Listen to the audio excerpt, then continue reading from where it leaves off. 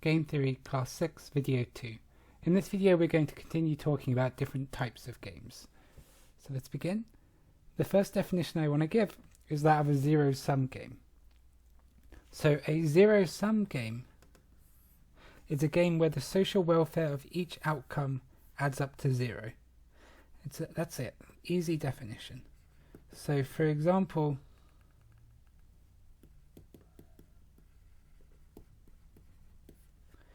I could just make up a game quickly. So I could make up, or I could do the matching coins game. So player 2, player 1, heads and tails, heads and tails. Matching coins game works something like this. Okay, it's the idea that if you each choose heads or tails, and if you choose the same, player 1 wins, and if you choose opposite, player 2 wins. Well, this is a zero-sum game. It's called matching coins. And it's zero-sum because if you think about the social welfare of any outcome,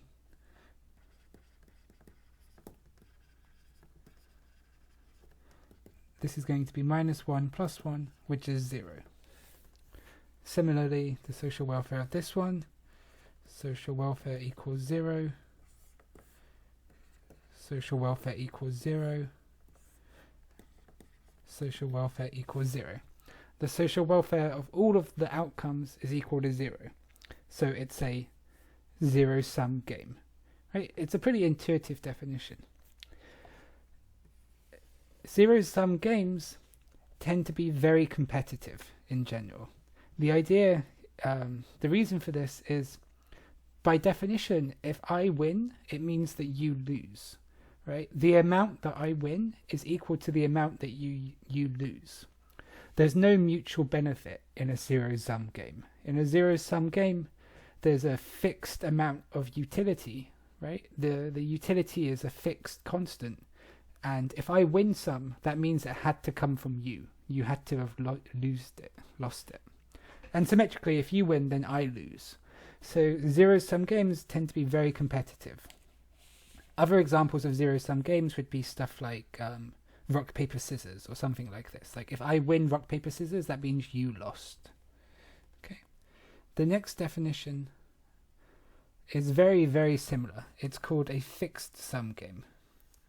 So a fixed sum game is a game where the social welfare of each outcome is some fixed number. It's so similar, it's really not that difficult. So what's a fixed sum game? Well, I'll just make up an example.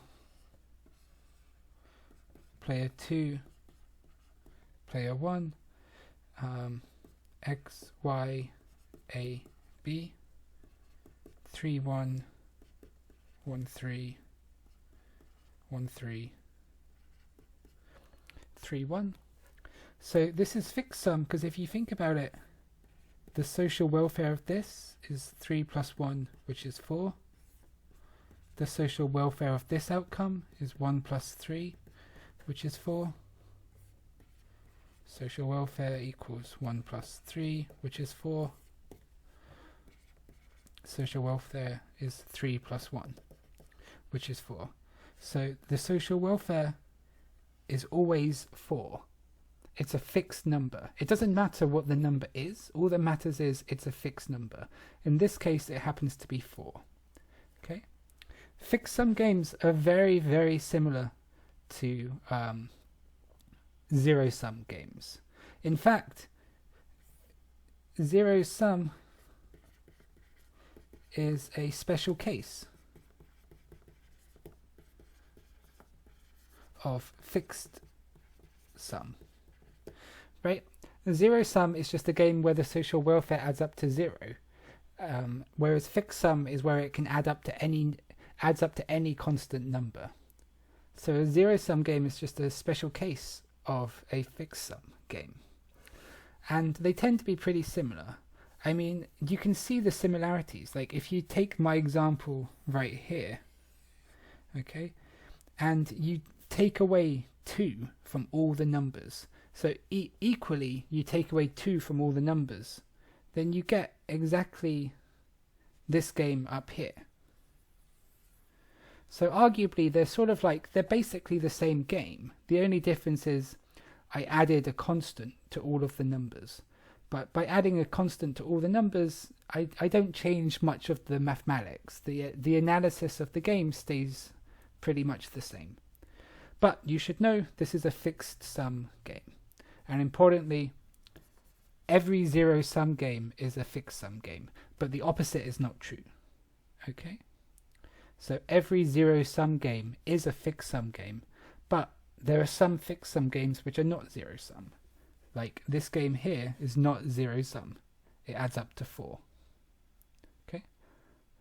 The last type of game I want to talk about is called mixed motive games. And this is sort of like a blanket definition to cover everything which I've left out. So a mixed motive game is any game that is not a coordination game and not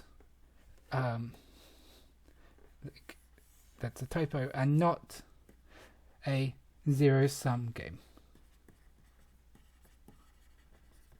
Okay, so a mixed motive game is any game that is not a coordination game and not a zero-sum game. This is the definition which is commonly used for mixed motive games. It's sort of like everything else. Okay, you should think about breaking up games into like coordination games, zero-sum games, and mixed motive games. These are the big families of games. Okay, we won't be thinking too much about mixed motive games because they're sort of the hardest family to study. Okay, that's the end of this video.